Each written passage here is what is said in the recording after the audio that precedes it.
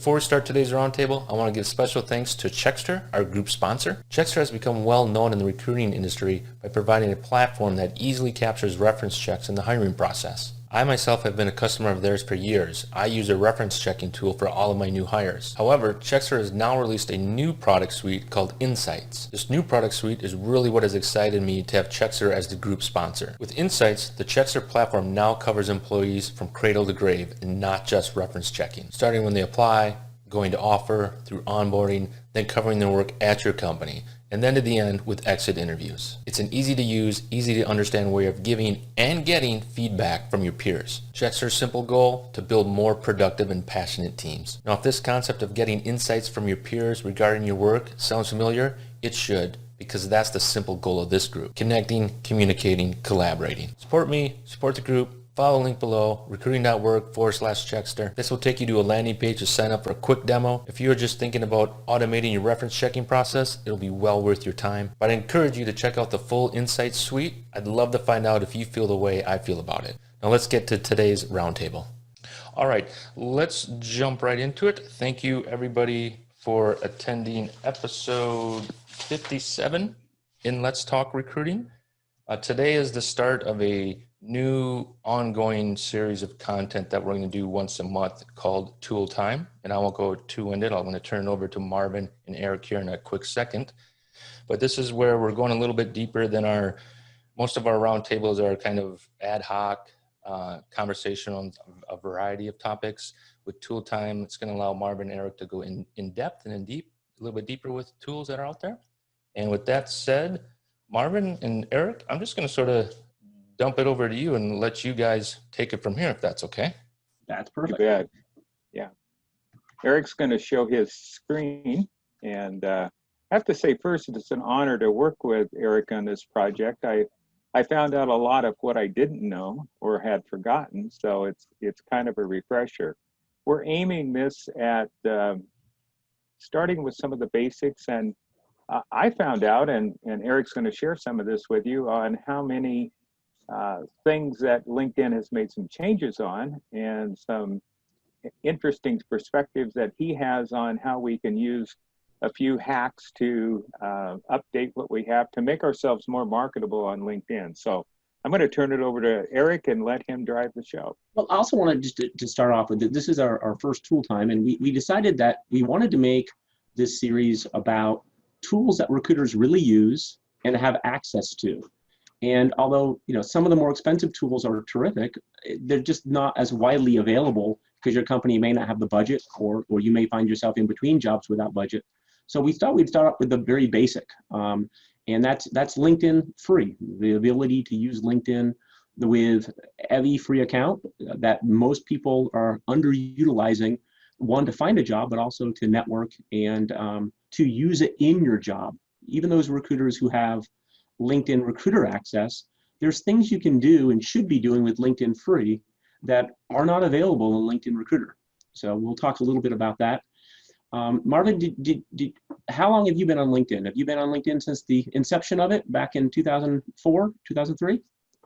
I was an early adopter. I was number 245,000 something when I joined back in. We had to chisel with stone and tablet to get on LinkedIn back then. But yes, been there a long time. So interesting transition that it's made over the years. We've seen LinkedIn Recruiter add new products on a regular basis, and people sometimes forget that we started with just trying to connect to people that were our friends and colleagues and make it an X. It's grown into much more than that, but it's still a very good way to keep track of people that we have in our network and to keep up to date with their current, the phone numbers and email addresses. So, we're going to talk a little bit about three areas today. We want to talk a little bit about how you can make yourself findable for your friends and colleagues that are out there that might want to network with you, rather than just putting in your first and last name in the search box, which we know everybody knows how to do. And most people here know how to also search by company names. So those aren't anything we're going to spend much time on. What we want to talk about is how to make sure that people who don't know you can find you, and people who may be in your second or third level connections can find you. in a way that's very simplistic and will increase your probability of being contacted for either future opportunities or just expand your network in the long haul. There's a phrase out there that I like to say is that it's good to dig your well before you're thirsty. And for those of you who are currently employed and gainfully employed, I hope it stays that way. But you never know, and it's good to have your network established in a way that can help you in the future. So Marvin, let's talk a little bit about findability. One of the things I like to show people to start off with is, of course, if you go to your profile, I'm just going to go to my profile, and on the left-hand side of your profile, above your most recent job, there should be 3 numbers that are there that you can see that will give you an idea of how many people have viewed your profile in the last 90 days, your last posting, if you have one, and then the last week that you've actually been searched. How many times has your profile come up in the search results from people in the last week? This one's just the last week. This one on the left is the last 90 days. I tell people they should try to build their network so that these numbers are a little over 500 and a little over 500. Posting, it depends on how popular you are in your network, if you have content that people like to view. So I don't really worry about the posting, but it can be related because if you write good activity posts, then people may view your profile more often. So if you haven't checked these numbers in a while, go there. This number here is what we're going to talk about right now, is where you come up in your searches when people try to find you. Marvin, what are some suggestions you have? Well, just on posting views, one thing that I try to do is if I see a good article, a lot of my contacts are people that are in recruiting and HR, and so I like to share that information. So I get really pretty good viewership on posting or curating other people's content. I write some of my own, but I also want to share great ideas that people have, and that works well to do that. So one of the things that is really important to think about is keywords. And years ago, I learned what search engine optimization was, and I kind of learned it by accident. And it's really how the keywords are going to come up on Google or Bing, or you want your profile to be seen, or you want your information to be seen. A quick story about that. I was working at Microsoft, and we were using a tool called Jobster, which is really ancient history for, unless you've been around for a while, you've never heard of Jobster. But it was an interesting tool. It's the first real community platform on that we saw in the marketplace. And I had a skeptical recruiter that had a job open for over a year, and it was really an obscure talent that he was looking for. And he walked in my office one day and said, "Hey, what did you do? I've had 2 people apply for this job, and I haven't had any candidates in years." And I said, "I don't know." And that's where I learned what search engine optimization was. In other words, Jobster was experimenting with some keywords that started to drive people in. So if you think of it that way, that, search engine optimization is kind of a key, it's like a big magnet that pulls people in. So I do it in a couple of ways. I do the keywords that we have on our skills, which is down at the bottom of show us your skills, all right? Down in here. So you go here and you can edit your skills by hitting the pencil, and you're allowed 50 skills, no more, no less, but you get 50. And you can put them in the order you prefer. You get 3 that you can highlight, you can pin them at the top, and you can move them around easily by just dragging a little hamburger here and moving them around up and down. But you only get 50. How do you choose which 50 to use, Marvin? You take the ones that are going to be on the pick list that were given by LinkedIn, because those are the ones that will map to kind of how LinkedIn wants to think about the jobs we have and the roles we have. What I found out after we had talked about this in a prep meeting is I have like 15 skills that aren't recognized by LinkedIn. So I've got some homework to do, and maybe you do too. If you look at the skills, they'll tell you the ones that aren't that they don't understand, the algorithm doesn't understand. So I think this is a great way to help us come up in the searches. So I think of it in terms of coming up in the search, that somebody might be looking for a job in an area, like software or those kind of things. And we'll talk about that more in a minute on how you can put some additional keywords in that will be seen. But this is really nuts and bolts. Grab the information from the skill list and put it in. Is that what you found, Eric, to work best? Yeah, they divide it into 4 categories, and you can't, you don't know which category they put the keywords in, but keywords and just infusing keywords in your general description is great, but these skills are being used more and more in the algorithm to actually give weighted value. So if you have 10 of the skills and another candidate for a job maybe has 3, you will come up higher in the pick list. So the skills are huge, and putting as many of the pick list skills as possible. You'll see on some of the job ads that are to match candidates.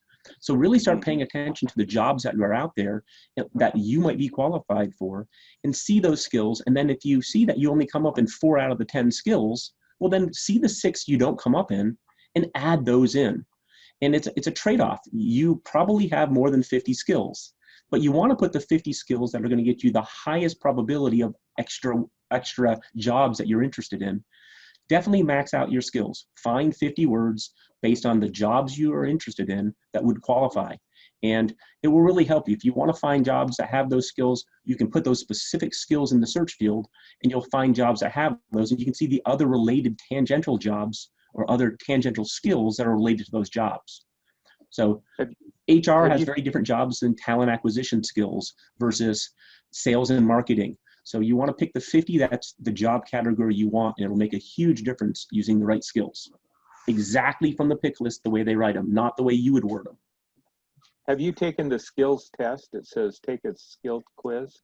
I have not. On LinkedIn Recruiter, you can actually, there's a filter to see who has taken the test, but not in LinkedIn Free. So you can take the test here, but you can't search to see who has. Oh, okay. So if you were looking for a job as a recruiter, it might be something you'd want to take and be able to be seen that way. Yeah, I mean, funny, I know a lot of sourcers out there who don't have the skill Boolean in their profile, and you want to look at that and make sure that you see exactly how they write it. They actually do write it as a function. I think it's Boolean searches or something. It's not just the word Boolean, it's slightly different. And you'd want to make sure, you can see the ones I've picked that get me pretty high ranking in lots of search. Yeah, Boolean searching, not searches, but Boolean searching. If you don't write it like that exactly from the pick list, it won't work the way you expect it to. But you can search for jobs with Boolean searching, and you will find all the jobs that are requiring that particular skill. If you put that phrase in, you'll find it. Cool. So one of the things that Marvin and I talked about this morning that's also critical is the titles that you pick and the employment type. Let's talk about that a little bit, and you can see in the most recent jobs that you have, and you can actually leave certain jobs open. Notice I have 2 jobs that are present, there and there, okay? And that why, if someone searches for Director of Recruiting, which is one of the roles I had at ZapInfo, or if someone searches for the word Vice President, I'll come up in both searches because both are currently open and both are currently present. If I had closed this one, then people would only find my title in past jobs, which means if they search for Director of Recruiting or anything recruiting related, I wouldn't come up because I don't currently have that job. I just have the Vice President title. So by leaving your several roles that you've had in the same company open to present and not end dating those, since a lot of recruiters will search for most recent job titles or current job titles, it will come up much better. So I highly recommend that you don't always have to end date, and especially people who just finished a job. If you finish this job maybe a month ago and are still actively looking for a job, most recruiters won't find you because they're looking for people who are currently in those roles, not people who recently finished those roles. So by end dating your current job, you do not come up in the searches when people are looking for people who have this job title or this job role. That's good advice. Absolutely. Have you, can you scroll up to your... Marvin, have you gone back and changed any of your employment types? Because this was a new field that they only added within the past year, to where you can actually go back to all your old previous jobs, and they have this employment type here. Yeah. And before this was no way to actually list what type of employment type you had with the companies. And update their profiles, because once again, if the person is looking for a contractor role versus a permanent role, and you've had many permanent roles, you'll come up higher in the ranking based on that. So they're matching job titles, skills, and employment types to see people who match the profiles. And then keywords are also part of it. But that's the fourth element, not the highest weight, unfortunately. Hey guys, got to interject real quick? Yes. Just sort of something in the chat. The question was, does job title recruiting versus talent acquisition make a difference? As you guys are talking, I'm on my other screen in my LinkedIn Recruiter account doing little searches. Kind of want to note this. Recruiting is a skill and assessment if I'm in LinkedIn Recruiter searching for skills, but talent acquisition by itself is not. There's global talent acquisition as a skill, but just not talent acquisition. Does that matter if it's just that one phrase that's not officially listed in the LinkedIn Recruiter dropdown? Well, it matters in the sense that many recruiters who use LinkedIn Recruiter will only pick from the pick list, and they won't type in Boolean searches. So what that means is if someone types in a director of talent acquisition, and that's not one of the options on the pick list, then the person searching would have to search that exact phrase or a subset of that phrase, because most recruiters still do pick from the pick list when they're searching. So I encourage recruiters, if you have the ability, search from the Boolean. Okay, so let's talk about searching for a minute, because it's very related to being findable. 99% of the recruiters I know will go up here and they'll start typing in titles in here or people's names. And I recommend you don't. When you begin to search as a basic user, as a hiring manager, or HR professional who doesn't source, click once, pause, and then it says after you pause, pick which category you want to search for. So I click once in the search, click second into people, and now I'm doing a people search. Okay. Now the three facets that normally come up default are connections, current company, and current location. Okay, but if you go to the fourth element here, you can actually see the rest of the fields that are available to you as well.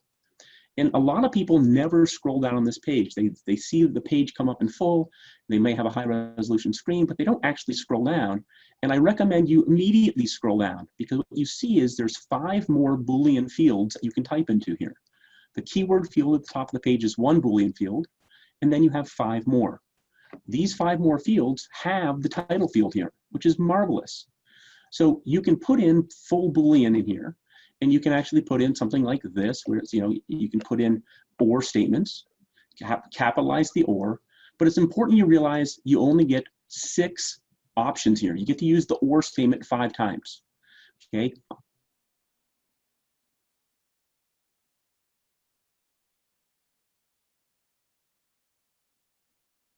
Eric, you dropped out a little bit. You froze. I don't think you can hear us. Hey, Eric, can you rewind like 10 seconds? You kind of froze up. You stopped out. We've lost you after 5 or statements. Got it. So down at here, you have 6 elements that you can put in here.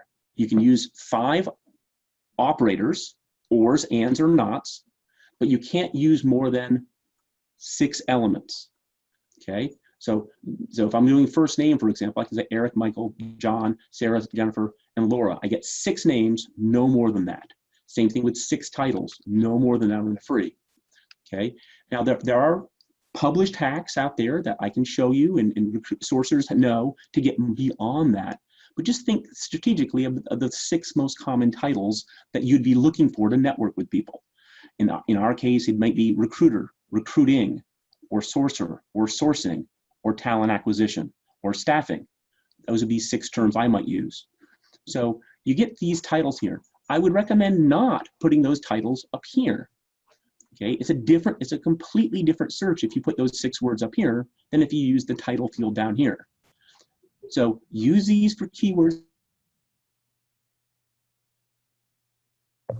such as targeted skills, such as Boolean search, iSIMS or Workday, hard target skills, use the skills up here and not here, okay? The titles should be down here, okay? Obviously target companies and target schools. So if you're looking to network with people that went to medical school or law school, you could easily put a single word in here. You don't need to put the entire name of the school in, just a fragment. Maybe you only want to network with people who went to a particular tech school. So you could put a tech school in there, but not the full name. So these are very, very helpful. I know a lot of recruiters who want to build out their diversity network. So putting historically Hispanic names or Asian names that you might not have in your network to find more people with ethnicity is a way to do this.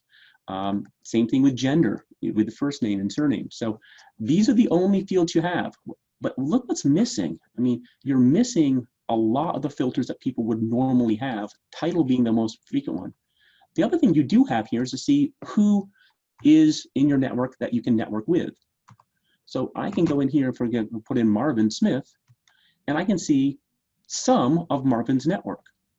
So when I say, who is Marvin connected to, I can put his name in, and I can see Marvin is connected with certain types of people, and I can look at certain additional parameters, or I can clear those parameters. Okay, now this won't give you everybody Marvin is connected with. The way the filter works is you see no more than 1,000 people anytime you do a search on LinkedIn. So knowing that you see no more than 1,000, Marvin may be connected to 10,000 people, but I'm only going to see the first 1,000 that he's connected to. And usually that's done by the member number. So the people he's been connected to that have been connected to a long time ago, usually are the people who are going to come up first as a common connection here. So, if I want to see who Marvin may know at a particular company, I can say, who does Marvin know at Microsoft, for example, and it'll only show me a subset of connections at Microsoft. But this is a great way to see if your friends know people where you want to go work and what you want to do by just putting in one of your friends' names, come in here and see, okay, who does he know who that currently works at Microsoft since he used to work there? And it'll give me a short list of names that Marvin knows people. He knows 32 people. He knows a lot more than that. Those are the first 32 people that he connected to at Microsoft that are still connected to him. Hey, Eric, how did you get to that screen again? Can you show how you got there? So you simply there's 3 clicks here. So click 1. I'm going to go back to just main LinkedIn. If you want to just reset things, just go back to, the in. Just click on in. Okay. So click 1 is the search field. Click 2 is the people field because you want to search people. Okay. Once you get to search there, then you can go to all filters. And when you go to all filters, you have the ability to do that. Okay. Now I just went to Marvin, so I can go back and I can go back to him again. I just click on his profile here, and I want to show you that's one direction to get there. If you want to go and click on Marvin another way, obviously you can just go to his profile.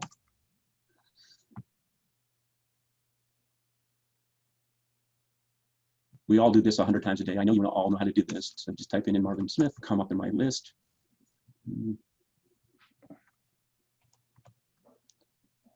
Taking this little bit slow connection here. There he is. If Marvin Smith's name, there's 2 things you want to really start looking for. Marvin Smith has 500 plus connections. If this is underlined in blue, it means he's opened his network up to share. Okay, Sean doesn't have an open network. Okay. Yes, I do. You do? Yours is open? Thought it was. Okay, so we can compare. Lots of people don't. Lots of people choose to leave it closed. But if they have this number blue and highlighted, then you can also get there by just clicking the link. And this is the equivalent search to look up people he knows that he's choosing to share. It does it automatically. Okay, so there's 2 ways to get there, whichever you prefer. But talk to your network and encourage your network to open their network up. It's just a setting you can turn on or off. If this is hyperlinked in blue, that means you can actually see who they're connected to. The other thing that you can't see is it says 500 plus. But if you want to get a clue on how many people he's really connected to, just scroll down. If he's posted any activities recently, it'll have an activity number here.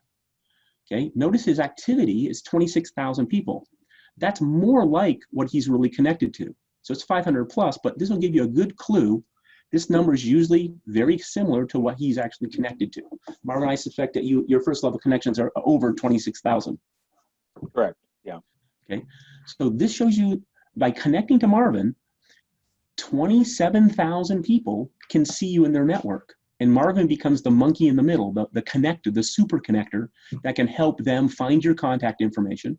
And the truth is, once you're connected to Marvin, then a lot more people can see your profile. So I've made a really big effort to connect to what I call super connectors, people who have a vast network. So my resume and my profile comes up as a second level connection to them. So I have more than 10,000 connections, but 500 of those connections are people who have more than 10,000 first level connections. And why is that important? Well, try this test on your profile. Click once, and then simply select second level connections. Okay, this is a way you can test and see the value of your network. We know your first level connections already, but you click and say, I want to just see my second level connections. And if you do this with 3 or 4 people you know, it'll be real interesting to see how big this number gets. Okay, so there's almost 2.7 million people that I can connect to, and I have less than 10,000. I have friends who have less than 600 or 700 people who have this number over 2 million also. Okay, so they're very efficient in who they're connected to. I also know people who have 20,000 connections who don't even have 1 million people because the people they're connected to don't have large networks in diverse areas. If you connect to the same people in one city, for example, this isn't very helpful.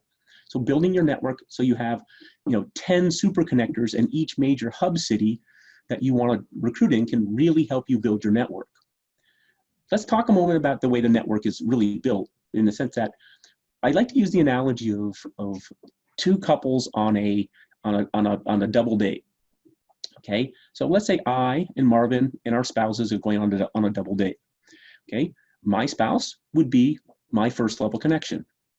Okay, and then the friend of my spouse would be second level connection, and then that person's spouse, the other male in the group, would be a third level connection. So if Marvin and I didn't know each other, but our spouses did, Marvin would end up being my third level connection.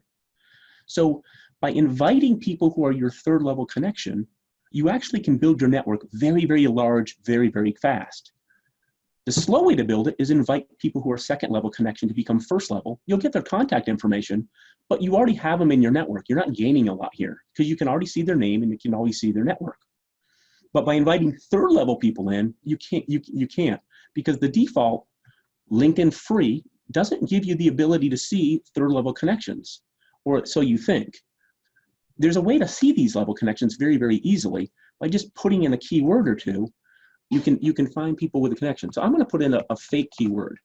Okay, I'm going to use my name, first initial, last name, and not put in anything else. And I'm going to put an or statement in there. And then I'm going to put in another fake word that is not in anybody's resume. So I just a made up word or not the same made up word. What that does is when I run that, it's going to bring up everybody in LinkedIn. Okay, so when I can say, now I can see a third level connection. If I uncheck all of these people, this is the simple way to bring up all 687 million people on LinkedIn.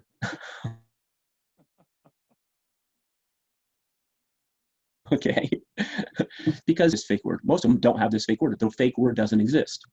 So this is how you can quickly see the entire network. Okay, and I show this to people because this is exactly what you have with LinkedIn. Okay, if I want to see just the people in the United States, I can click the people all in the United States, and now I'm seeing every LinkedIn profile in the search results that is in the United States. There's roughly 160 million US profiles in LinkedIn. Okay, but if I want to see how many of those I'm third level connection to now, which is the vast majority, I can say now third level connection, and these are the people who I would want to connect to. So very simple search, okay? And when you see LinkedIn member, I don't know this person, I can't connect to them. Now, why is some of these people coming up with names? Well, because they are on my third level connection, or more importantly, they're in groups that I'm a member of. And anybody that you're in a group with, you can see them even if they're not third level connection. They could be fourth or fifth level connection. So my recommendation for people is do some searches for people in companies that you're interested in, schools you've attended, skills you have, and then add a third level connection search onto it. Because if you do that, you can send a very nice email or a message through LinkedIn that says, hey, I would like to talk to you or communicate with you because we went to school together, or we used to work at the same company together, although I don't know you and you're not in my network yet. We both worked at Apple at the same time back in the 80s or wherever. Okay, so that's how you can connect to Good stuff. Good stuff, these people Eric. who are not connected to you. If you are connections, even people who are third level connection, you can message if you're in the same group as they are and ask them to join you. So if you aren't joining groups, you have 50 groups to join, and you can join some of the groups that have 2, 3, 4 million people in groups. And then you can email all those people in the groups and ask them if they want to be your friends and be in your network. Excellent. Excellent. Good tips.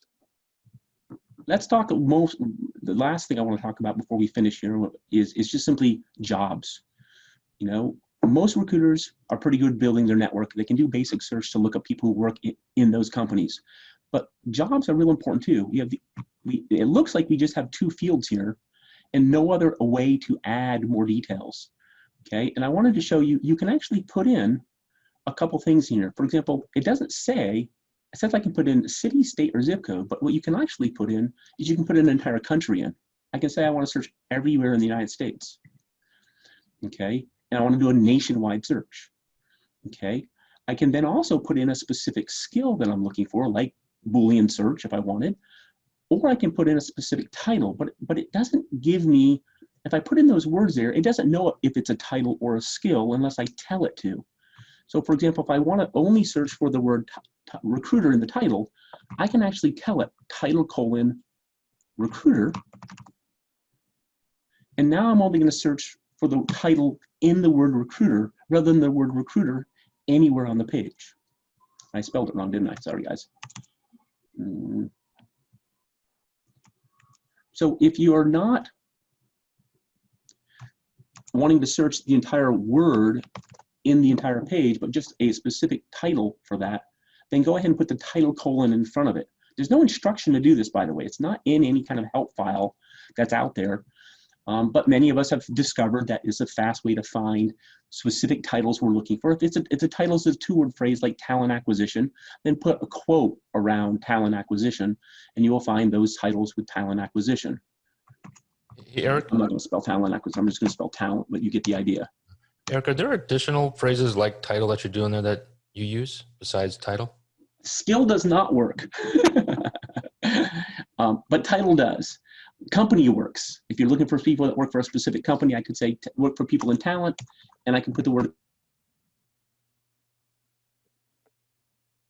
company, Microsoft. Are fastest you can find in the all field here. So if you don't want to do it here, you can go to the all filters and you can put it there as well, because you can search for specific titles and specific companies in the all filter capability. I believe company is in here. Yeah, company is right here. So you can use company here, but notice how title is not one of them. You don't have a facet for title. So we just found that you could hack title by putting it right here, and you get people with that title. Let me show you one other really good hack that people enjoy doing. They'll go to the 24-hour hack here. Okay, and you say, I want to have jobs that are most recent. So you can sort it by most recent and only in the last 24 hours. I want all the recruiter jobs in the United States.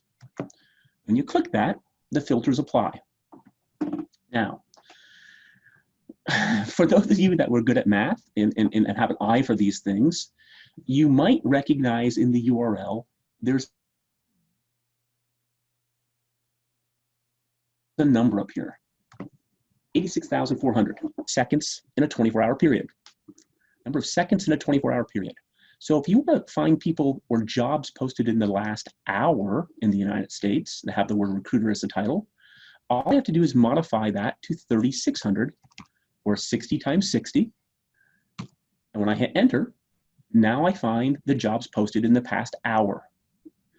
Now, the reason why this might be relevant for job seekers, but also people trying to monitor their competition's jobs, is that you have the ability to then respond very quickly, and post, and be able to look at the jobs real recently. In many cases, these jobs will be jobs that there are no applicants for yet, or very few applicants, 3 applicants. What's happening here, notice here, this is the skills also that you were looking for. Notice I matched 3 of the 10 skills. So using this as an example, I could scroll down and see what skills I don't match, and I could then adjust my skills to maybe include those skills for future campaigns. So I don't have these words in my profile. Well, I'm not qualified for these things, so that's why they don't. But I do have negotiation, sales, and recruiting. So those words. But if I found that a lot of jobs I would go in and add these specific skills with these specific phrases to come up better in the search. Okay. So just be aware that you can do these little simple hacks, the word title colon in here. And although it still says past 24 hours, since I wrote it in the URL, I overwrote it. If I don't want to check every hour, I want to check every 2 hours, I could do ahead, put 7,200, and then you can just bookmark this search. Once you have it built once, you can just drag this down to your toolbar, and anytime you want to do it, this is my 2-hour update.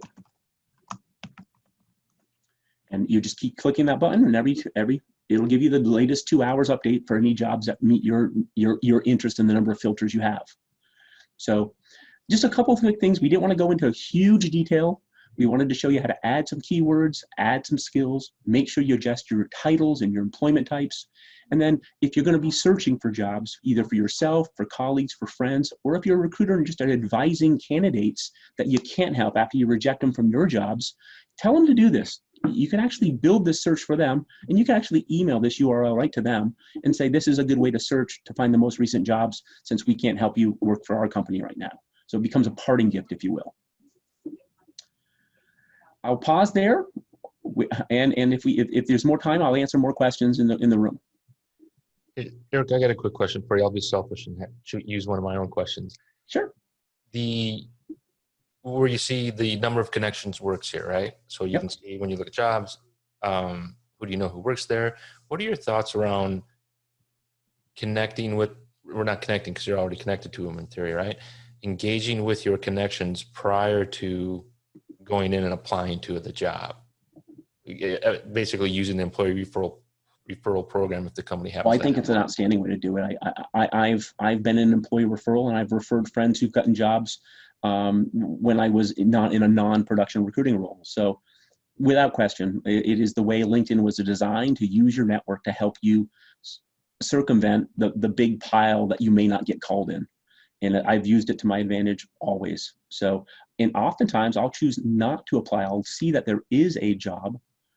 I'll choose not to apply, but I'll use my network to see if they can help me apply through back channels.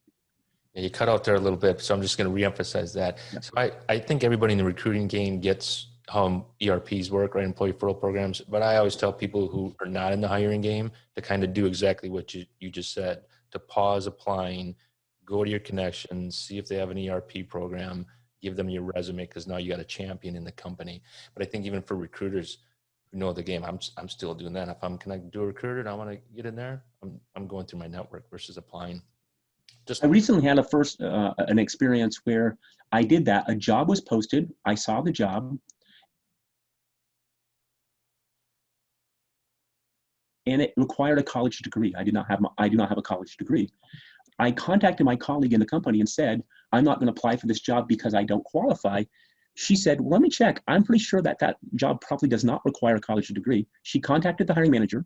The job description was taken down, modified to include or equivalent experience, put back up, and only sent to a handful of people who they wanted to apply, and was taken down in less than an hour later. Wow. And so I was able to apply for the job with less than 10 people applying because I nudged an employee on the inside to modify the job description, which made me a qualified candidate, and it was up and down in less than a day. So many jobs are up and down in less than a day on LinkedIn. And that surprises candidates when I tell them that. They think that all recruiters will just post it and leave it open for 30 days and get a huge ton of candidates. Recruiters and sourcers find that tedious to have to go through that many.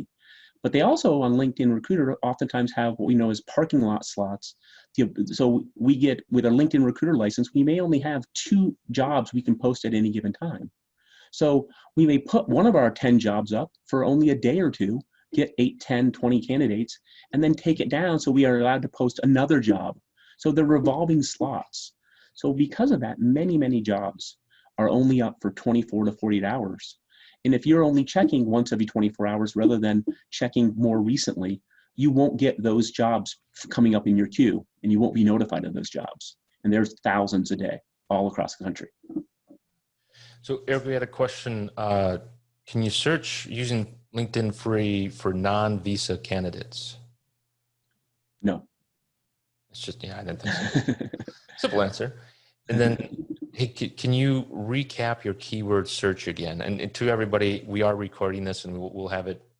I'll post it this afternoon up on the web so you can see. So how do I find greater than? So you can put any word in here.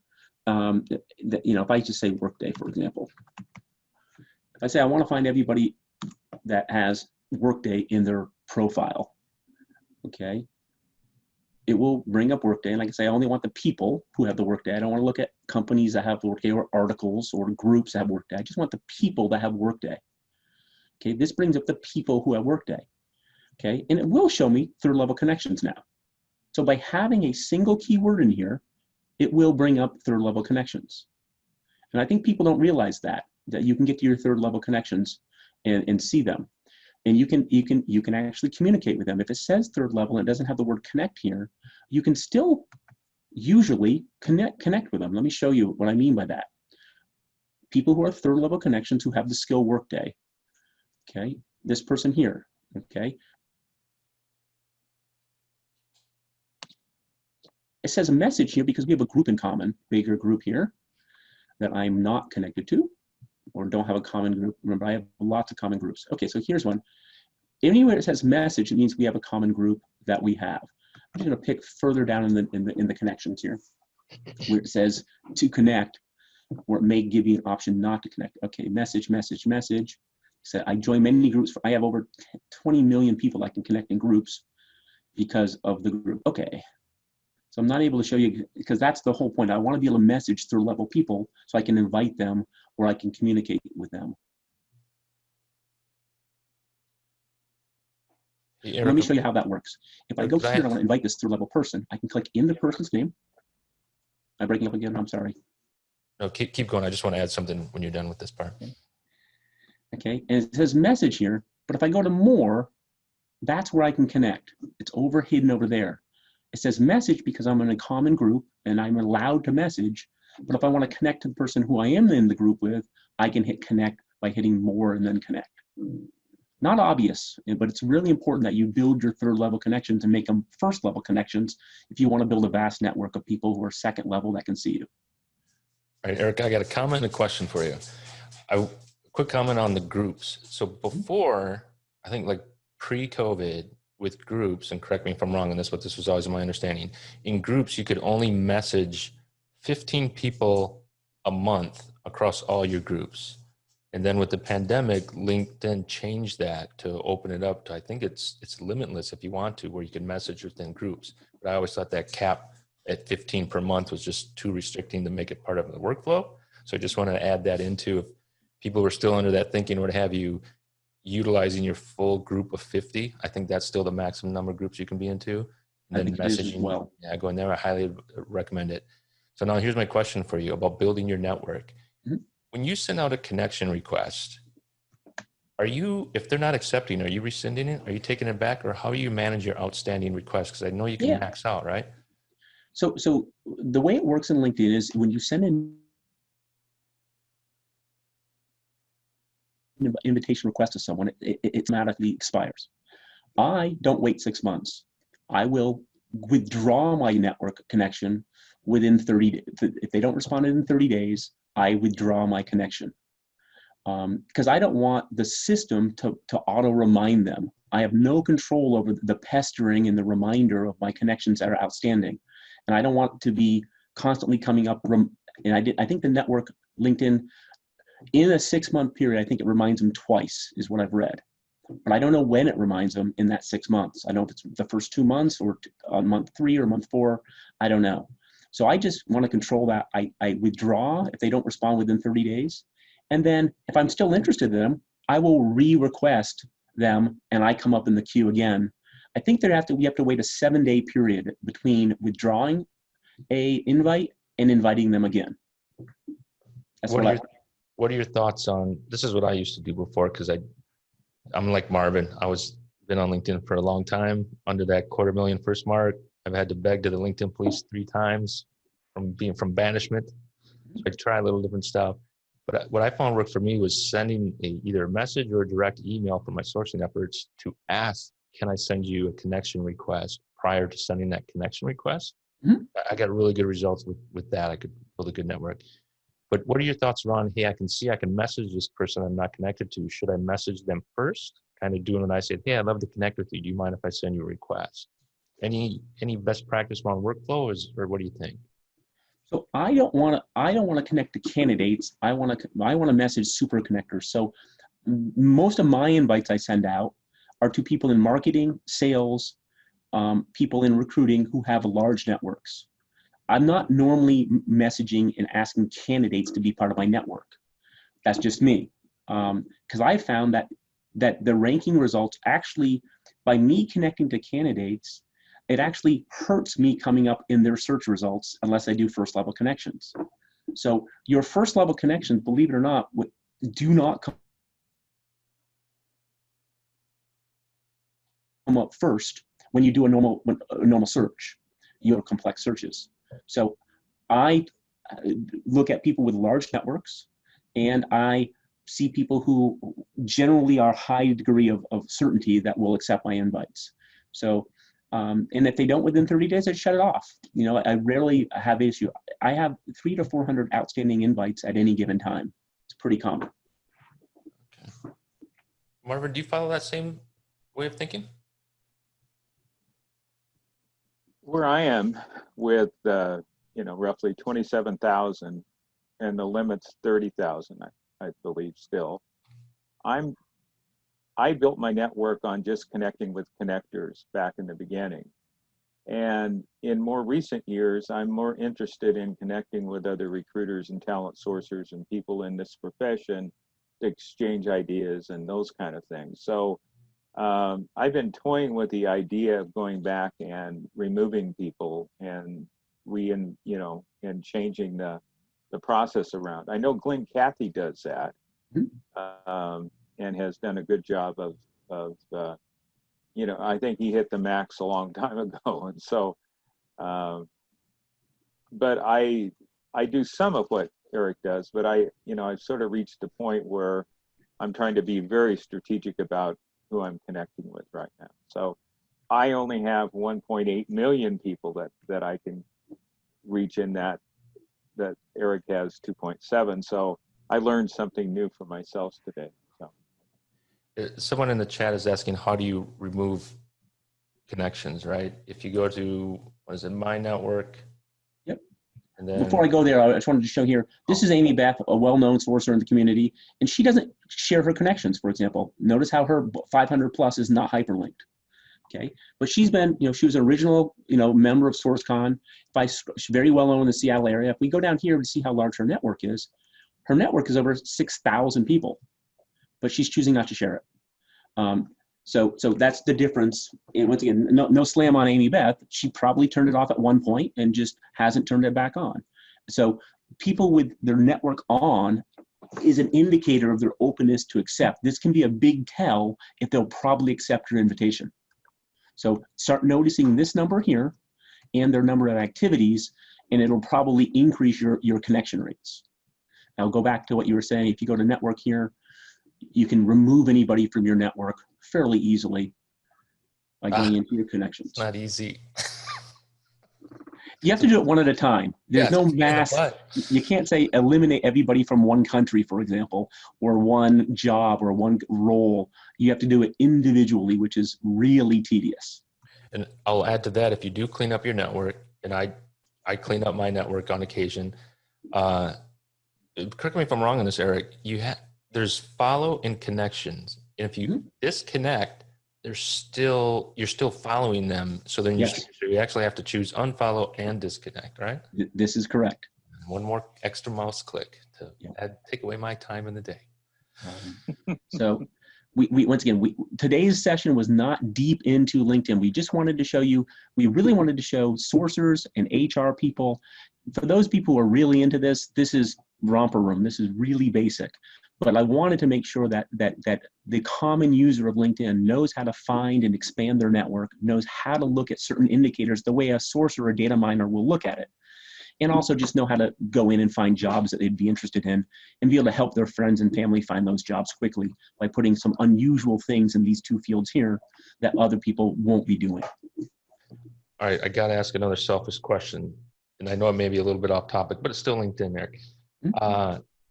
Before you could export your LinkedIn network and you could get the email addresses, right? So you could do with them as you may.